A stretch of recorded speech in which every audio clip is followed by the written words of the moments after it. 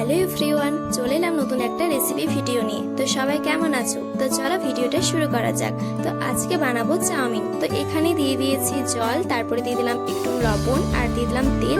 তাহলে ভালো করে সেদ্ধ হবে চাউমিনটা। তারপর আর কি চাউমিনটা ভালোভাবে সেদ্ধ করতে বসিয়ে দিলাম।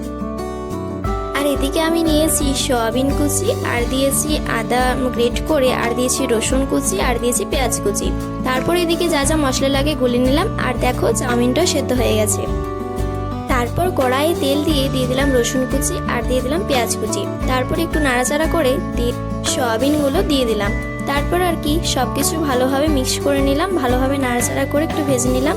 আর দিয়ে দিলাম পরিমাণ মতো লবণ, আর হ্যাঁ দিয়েছি গ্রেট করে আদাটা। তারপর আর কি দিয়ে দিলাম যে মশলাটা গুলে রেখেছিলাম সেই মশলাটা। তারপর একটু ভালোভাবে নাড়াচাড়া করে ডিমটা ফাটিয়ে ঝুরি ভাজা করে নেব। তারপর ডিমটা দিয়ে সবকিছু ভালোভাবে নাড়াচাড়া করে নেব। তারপর কড়াই লেগে যাওয়ার জন্য আমি দিয়ে দিলাম অল্প পরিমাণ জল। জানো তো আমরা অনেকবার ম্যাগি পাস্তা বানিয়েছি, কিন্তু চাউমিনটা অতটা বানানো হয়নি। তারপরে দিয়ে দিলাম সেদ্ধ করে রাখা চাউমিনটা। সবকিছু ভালোভাবে মিক্স করে নিচ্ছি। আমরা এখানে চাউমিনটাতে কোনো সবজি অ্যাড করিনি, তোমরা চাইলে এখানে গাজর ক্যাপসিকামও দিতে পারো। তারপরে দিয়ে দিলাম বেশি করে একটু সস, কিষান সস দিয়েছি এখানে। তো ভিডিওটি কেমন লাগলো জানিও, আর কি রেসিপি দেখতে চাও সেটাও কমেন্টে জানিও। আর ভিডিওটি ভালো লাগলে লাইক শেয়ার করতে কিন্তু ভুলো না।